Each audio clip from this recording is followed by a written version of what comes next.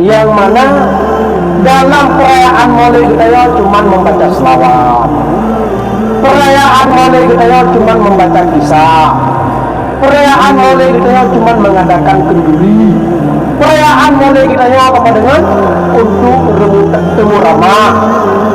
Takanan buat kita ya tunggu dalam perayaan Maulid Nabi hanya sesuatu pun yang menentang dengan syariat, mendum anjuran daripada Allah, mendum anjuran daripada Nabi. Cuman yang pah tunggu nang tabun lele tunggu, wa tabun mulai tercipta lain, tabun mulai yang kedua ego. Padahal bukan laut dari Nabi. Yang Tuhan ada dalil mal. Gampang dalil lagu. Makauri kata dari Nabi. Baca sejarah apa dengan. Baca kata dari Nabi.